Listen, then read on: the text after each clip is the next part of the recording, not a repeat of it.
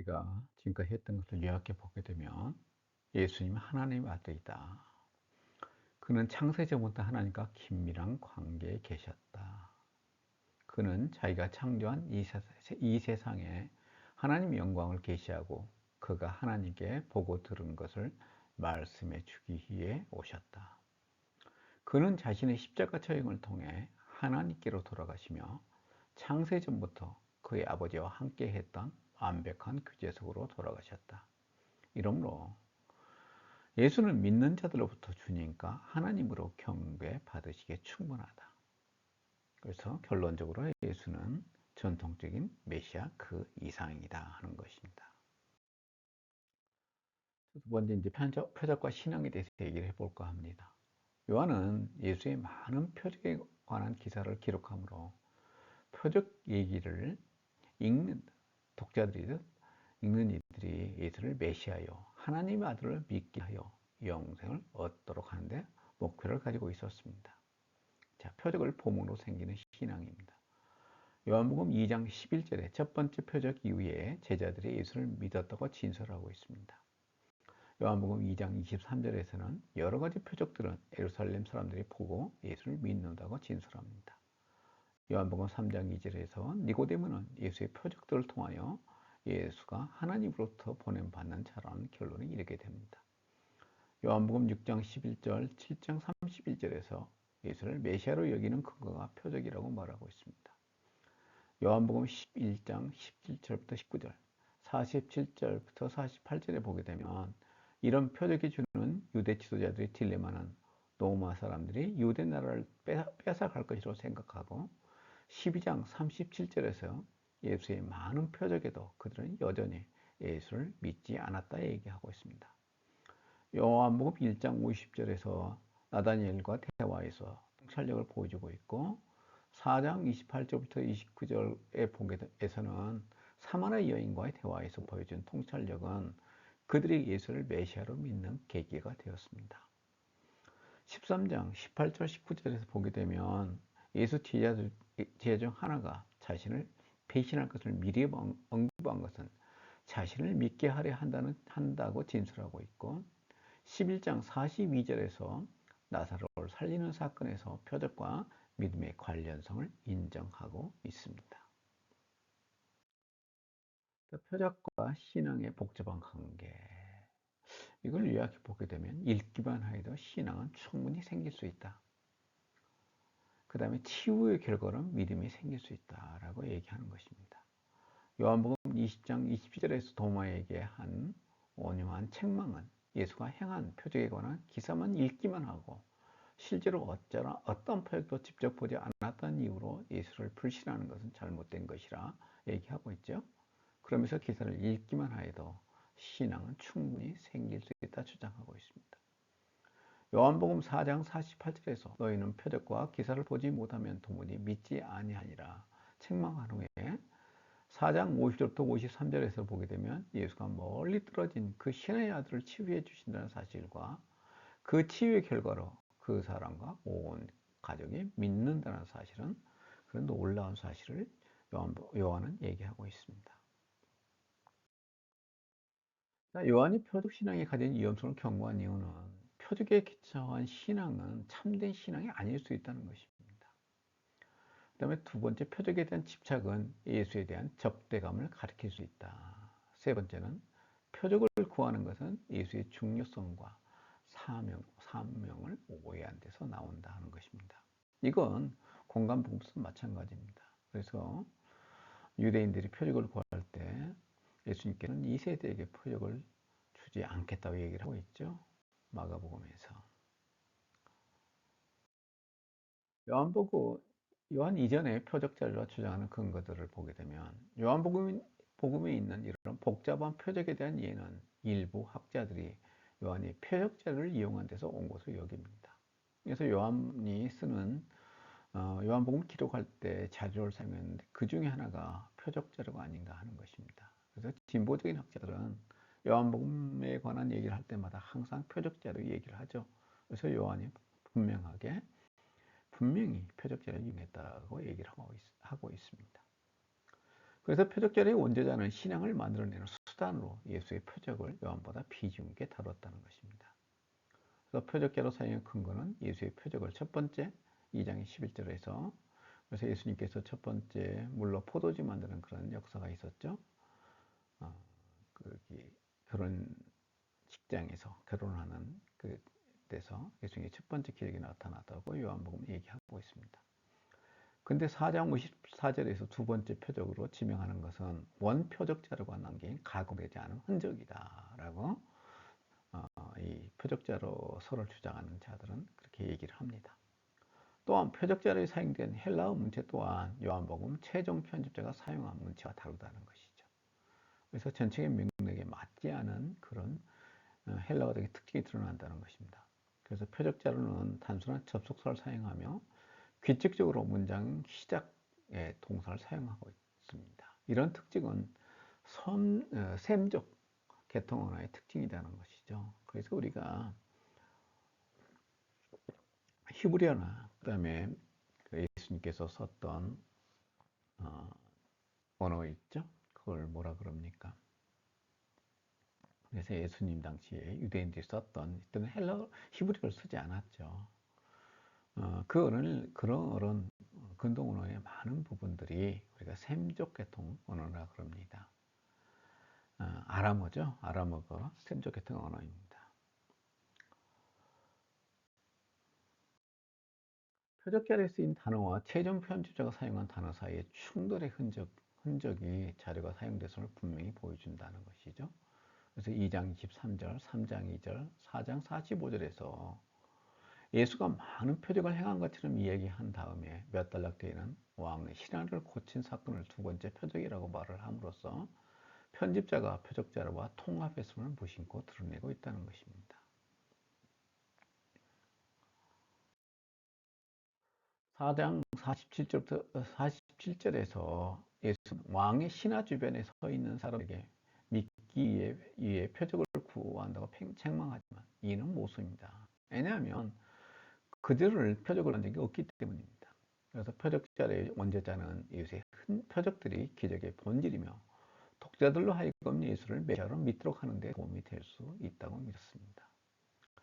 요한복음 결론으로 여겨지는 요한복음 20장 30절 31절에서 표적과 신앙 사이에 존재하는 단순한 연관성을 언급하고 있는데 이는 표적자의 원저자가 밝힌 자의 목적을 밝힌 것으로 이해되어집니다.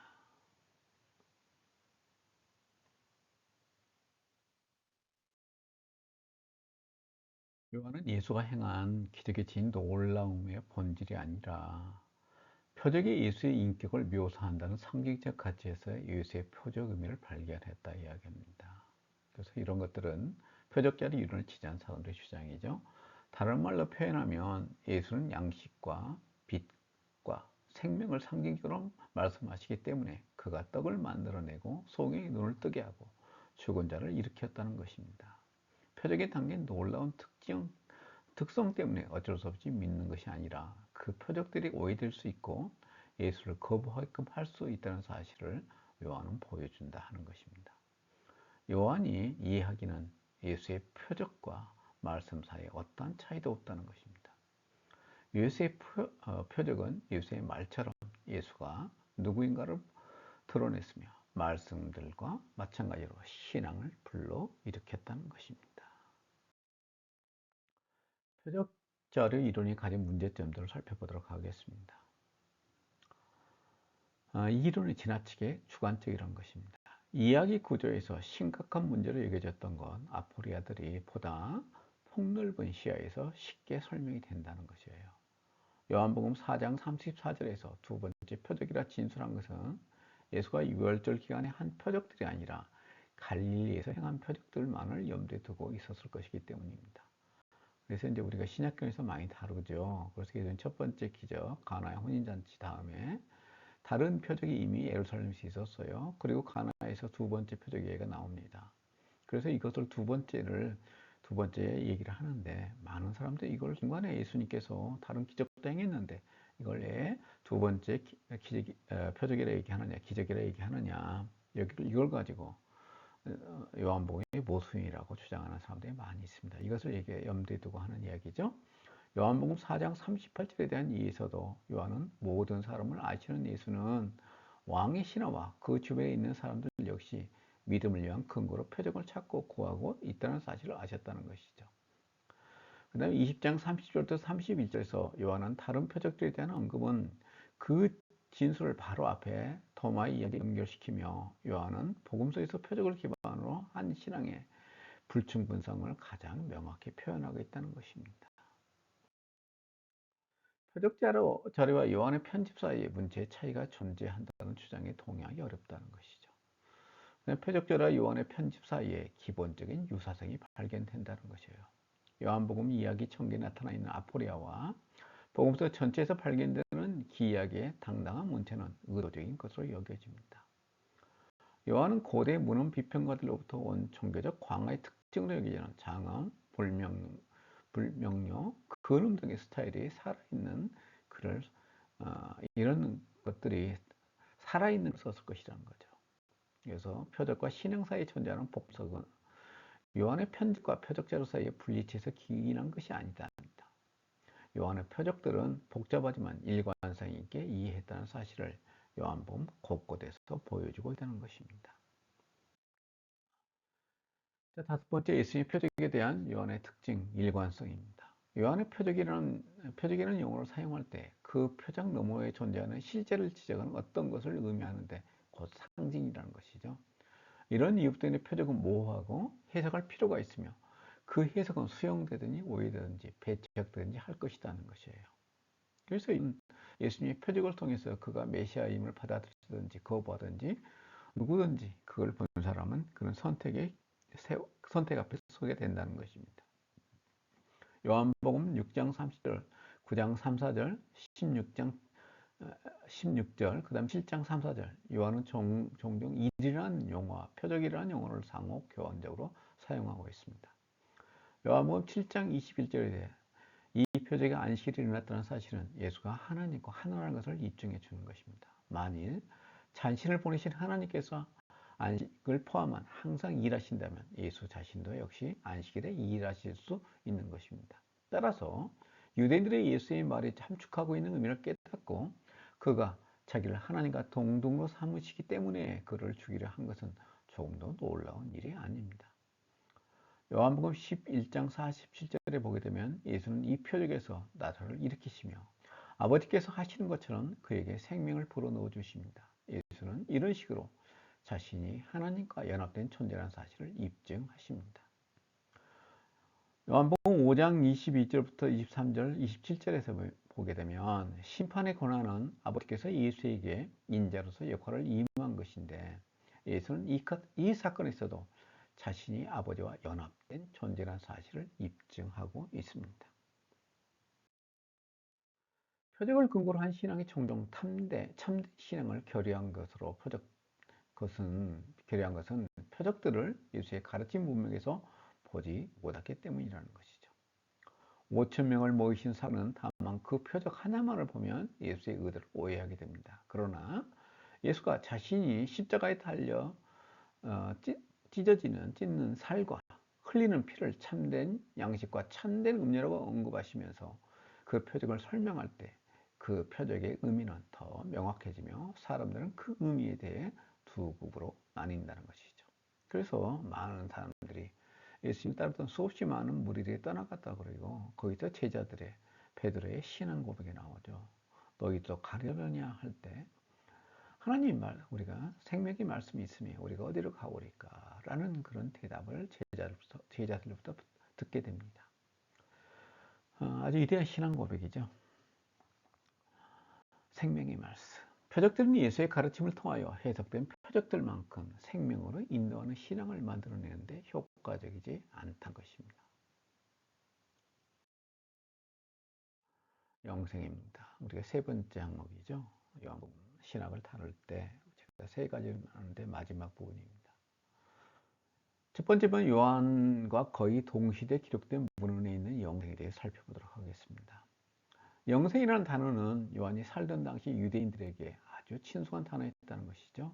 그래서 다니엘서 12장 2, 3절에서 영생은 마지막 때 죽지만 고난에도 불구하고 신실한 삶을 산 자들에게 주어진다는 것이죠. 다니엘서가 이제 고난에 대해서 이제 언급한 내용이 담고 있죠. 그래서 많이 묵시적 상황으로 얘기를 하고 있습니다. 그래서 이제 우리가 마지막 때 죽지만 고난에도 불구하고 신실한 삶을 산 자들에겐 주어지는 것이 영생이라는 거죠. 그다음에 마카보의 화합입니다. 7장 9절을 보게 되면 이 우주와 함께 우리를 다시 살리셔서 영원한 생명을 누리게 하실 것이다 하고 얘기하고 있죠. 하나님은 환난 가운데서도 신실함을 지키고 죽는 사람에게 생명을 회복시켜 주신다. 이 회복된 생명은 시간의 제한을 받지 않는다라고 마카베오 하는 주장하고 있습니다. 이 마카베오 상하는요, 이제 그리스 사람들이 유대인들을 핍박하는 그런 상황이죠. 그래서 셀루시드 왕조, 특별히 그 왕조들이 유대인들을 핍박하는 가운데서 유대인의 그 저항하는 이야기, 역사를 기록한 것이 마카베오 상하고, 우리 성경은 두 권으로 되어 있는데 원래는 네 권이에요. 그래서 앞에 우리 성경의 1권은 그 역사를 얘기하고 있고, 2권 하는 마카베오 하에서는 그때 유대인들이 당했을 때 어떻게 그 고난 가운데서 어떻게 신앙을 지켰는가를 얘기하고 있습니다. 그래서 하나 어머니와 일곱 아들 얘기도 마카베오 하에 기록되어 있죠. 마가복음 10장 29절 30절에서 예수는 금세에 있어 핍박을 받는 자는 내세 영생을 받는다고 말씀하시고 계시고, 솔로몬의 시편 3편 11절부터 12절, 이게 솔로몬의 시편이 우리 외경입니다. 하나님 신실한 백성에게 주시는 영원한 생명은 하나님의 백성을 악한 자들이 당한 영원한 수치와 곤욕과 된다 얘기하고 있죠. 이런 대조는 로마서 2장 7, 8절, 갈라디아서 6장 8절, 마태복음 25장 46절, 디도서 1장 2절, 3장 7절, 그 다음에 이거 뭘 얘기할까요? 바로 우리가 요한계시록 앞에 나와 있는 것을 얘기하죠. 21절, 1장 21절로 나온다는 것이죠. 자, 종말론적인 전투에 대한 요한의 중대한 수정입니다. 요한복음 5장 28절, 29절, 12장 35절에 보게 되면 요한의 개념과 다른 본문에 비교해 보면 요한이 영생이라는 것, 육체적 죽음 전이나 마지막 날이 오기 전에 현세에서 실현되는 것을 강조하고 있다는 것입니다. 그래서 우리가 요한의 종말론을 실현된 종말로 얘기하는 이유가 여기도 있습니다. 요한복음 6장 40절에 예수는 누구든지 아들을 보고 믿는 자마다 영생을 얻고 마지막 날에 내가 그를 다시 살리리라고 말씀하십니다. 이는 전통적인 순서, 즉 마지막 날에 부활하고 그 후에 영생을 얻는다는 순서가 뒤바뀌어 있다는 거죠. 요한은 영생은 하나님의 아들을 믿는 자가 현세 얻을 수 있는 것이며, 죽은 자로부터의 부활은 마지막 날에 뒤이어 발생한 것으로 이해하고 있습니다. 요한복음 11장 21절부터 29절을 보게 되면 마르다는 부활의 의인들 가운데서 있으라는 전통적인 기대를 받아들입니다. 하지만 예수는 자신이 곧 부활이요 생명이라는 말을 하고 있죠. 이 말은 예수를 믿는 자는 육체적 죽음이 방해할 수 없는 생명의 상태에 이미 들어간 것이라는 의미입니다. 요한복음 5장 24절 25절을 보게 되면 요한은 미래, 즉 마지막 부활을 인정함과 동시에 예수의 출현과 가르침을 통해서 영생과 부활 모두가 어떤 의미에서 마지막 날로부터 떨어져 나와 현재 속으로 들어왔다 주장합니다. 그 다음에 믿지 않는 자들은 전통적인 생각에서 미래에 주어질 영원한 파멸과 달리 하나님의 정죄와 진노가 예수를 믿지 않는 자들에게 이미 현재 발생한다는 확신으로 나타나 있습니다. 요한이 주장하는 종말론적 신학적 기용과 일관성, 또 실현된 물라인을 얘기할 수 있겠습니다. 요한이 주장하는 종말론의 신학적 교훈을 보게 되면 요한은 장차 오실 권위자에 대한 전통적인 기대 사상이 예수의 신성을 설명할 수 없다고 생각합니다. 요한은 예수가 공간복음사나 유대 전통으로부터 기인된 수평적이고 연대기적인 관념 위에 예수의 출현이라는 수직적이고 계시적인 요소에 대한 강조점을 더하였습니다. 그래서 역사 속에 예수님의 계시가 사상이 더해졌다는 것이죠. 만일 예수가 하나님 뜻을 완벽하게 계시하였다면 하나님의 심판은 모든 것이 완성될 때까지 기다릴 필요가 없으며, 따라서 마지막 심판의 기준은 현재 속으로 이동이 들어온다는 것이죠. 그러므로 사람들이 예수 안에 나타나는 하나님의 계시를 최종적으로 믿거나 최종적으로 거부하거나 하는 하나의 심판이 발생할지다. 그래서 우리가 오늘날 예수를 믿을 것인가 안 믿을 것인가는 그것 당에서 인간이 이미 심판에 이르렀다고 요한복음 얘기하고 있습니다. 요한이 주장하는 종말론 신학적 일관성입니다. 요한복음에 나오는 마지막 날 무덤 속에 있는 자가 다 나올 때 예수가 자기 자신의 주장대로 제 이름 하시는 것에 대한 기대가 나와 있죠. 그래서 이에 대한 몇 가지 해석이 존재합니다. 첫 번째, 편집자가 자료에서 가해 설정의 요소를 추정했다는 주장이죠. 진보적인 사람 주장이죠. 두 번째는 요한은 전통적인 종말론적인 표현들을 단호히 제거한 지적인 변동을 시도했다는 것이죠. 요한은 전통적인 종말론을 부인한 것이 아니라 개인의 존재가 가지고 있는 의의에 대한 질문을 하고 있다는 것입니다. 그래서 우리가 독일의 우리가 양식 비평학자들의 주장입니다. 요한은 전통적인 요소들을 포함했지만 그것들을 넘어서 현 사람들을 위해 예수를 믿는 신앙의 중요성을 주장했다는 주장입니다. 그래서 오늘날도 복음주의자는 이 주장하죠. 그래서 요한복음에 나오는 종말론적 긴장은 요한만의 일이 아니라는 것이죠. 요한복음서에서 하나님 나라에 대한 언급이 자주 나오는데 그것이 마치 하나님의 사역기간에 현존한 것으로 보이기도 합니다. 공관복음서 하나님 나라에 대한 언급이 자주 나오는데 그것이 마치 예수의 사역기간에 현존하는 것으로 보이기도 한다는 것이죠. 다섯 번째, 예수와 다른 사람들이 미래에 들어갈 것으로 보여지기도 합니다. 그래서 바울은 로마서 1장 8절에서 하나님의 진노가 현재 나타날 것으로 말하다가 로마서 2장 5절에서는 하나님의 의로운 판단이 그날에 임할 진노하고 미래적 심판을 얘기하기도 합니다. 그래서 전통적으로 기독교는 예수의 초림을 통해 피조세계 및 하나님의 백성의 회복에 관한 성경적 약속이 성취되었다는 사실뿐만 아니라 그러한 성체 요소들이 미래를 기다리고 있다는 사실까지 다 인정합니다. 그래서 요한 역시 그렇다는 것이에요.